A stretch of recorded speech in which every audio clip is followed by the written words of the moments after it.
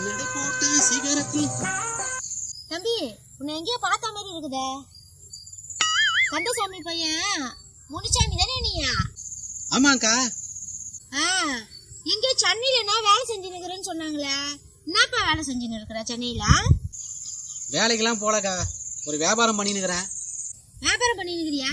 இப்ப வியாபாரம் எல்லாம் எப்படி போகுது? ஆரம்பத்துல கொஞ்சம் டல்லா தான்க்கா போச்சு. இப்பதான் வியாபாரம் சூடு பிடிக்க ஆரம்பிச்சுது. சூடு பிடிக்குதா? பாத்துப்பா, அடி பிடிச்சிட போகுது.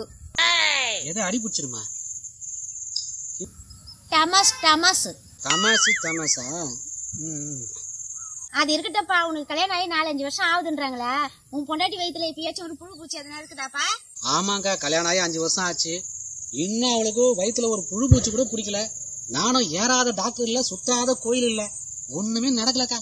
ஒரே व्यसனமா இருக்குது. அது ஒண்ணும் இல்ல, ஒரு 4 மசால் வடையை வாங்கி ஒரு 4 நாளைக்கு வீட்டுல வை. அந்த கெட்டு போன வடையத்து உன் பொண்டாட்டி கிட்ட கொடு, சாப்பிட சொல்லு. அது சாப்பிட்டதுக்கு அப்புறம் உன் பொண்டாட்டி வயிற்றுல புழு பூச்சிலாம் நிறைய உண்டாகும்பா. அதுக்கு இவ்வளவு கவலைப்படுற? எது மசாலா வடையை வாங்கி சாப்பிட்டா புழு பூச்சி பிடிக்குமா? டமாஸ் டமாஸ் தமாசு தமாசு. ஏதோ தெரிஞ்ச பொம்பளையா இருக்கேன்னு பார்த்தா நெக்கல் அடிக்கிறியா என்னையும் என் பொண்டாட்டியும்? என் குடும்பத்தை கலாய்க்கிறதுல உனக்கு அவ்வளவு ஒரு குஷி, கிண்டலு நெக்கலு. நாங்களும் பண்றோம் பாரு. இப்போ ஏக்கா, உன் புருஷன் பேர் வெங்கடேஷ் தானே? ஆமா அக்கா, வர வழியில உன் புருஷனை பார்த்தங்க. ஒரு குண்டோதரியை ஏத்திக்கின்னு பைக்ல போயிருந்தா போல. நான் பின்னாடியே போய், அண்ணே வெங்கடேஷ் அண்ணே, என்னன்னு அக்கா இருக்க சொல்ல இப்படிலாம் பண்ணலாமா? ஏதோ ஒரு காட்ரேஜ் பீரோ வண்டியில ஏத்துன்னு போறேன்னு கேட்டேன். உடனே அதுக்கு சொன்னாரு அவரு. உடனே அவர் அதுக்கு என்னத்தமா சொன்னாரு, உன் அக்காவா அவ கிடக்குறாடா ஒரு காட்டு பண்ணி, அவனா ஒரு பொம்பளையா, அவக்குள்ள குடும்பம் நடத்த முடியுமா? இவன் எப்படி இருக்கிறா பத்தியா, தலதவும் தக்காளி படம் மாதிரி, அது பாக்கிறதுக்கு நாகப்படம் மாதிரி ரொம்ப கேவலப்படுத்தி பேசினாருக்கா. எனக்கு மனசே சரி கிடையாது. என்னடா இந்த மனுஷன் இப்படி ஆகி போயிட்டா போல. நான் கூட பாத்துட்டு பாக்காத மாதிரி தான் வந்தேன். எதிரில நீ வேற வந்துட்ட, உங்ககிட்ட சொல்லாம போக முடியாது. நீ வேற ரொம்ப வருஷம் தெரிஞ்சவங்க வேற. ஒரு விஷயத்த நம்ம தெரிஞ்சுக்கிட்டு சொல்லாம போனா ரொம்ப தப்புக்காது. அதான் மனசுல இருந்தது சொல்லிட்டேன். அவன் மூஞ்சிக்கு நாளே அதிகம், அவனுக்கு இன்னொரு பொண்டாட்டி வேற ஒண்ணு மாமா.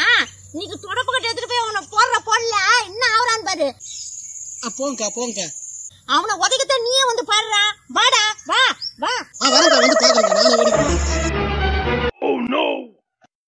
என்ன பார்த்தா அவனுக்கு ரொம்ப கிண்டல் கேலிமா போச்சு. இன்னைக்கு உதைக்கிற உதையில என்ன ஆகுறான்னு பாரு.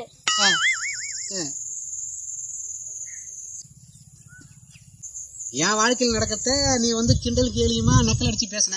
இப்ப உனக்குன்னு ஒரு பிரச்சனை வந்தவனே உடனே பதறி அடிச்சு ஓடுற பாரு. நாட்டுல நிறைய பேர் இப்படிதான் நினைக்கிறாங்க. அவங்கவுங்க விஷயத்துக்கு தெளிவாகிறது அடுத்தவங்க வாழ்க்கை உங்களுக்கு கிண்டல் கேலியுமா போச்சு. உனக்குன்னு பிரச்சனை வந்தவனே ஓடுற பத்தியா? ஓடு ஓடு. கிண்டல் கேலியா? நாங்களே ஒரு நக்கல். டண்டு நக்கர டண்டு நக்கர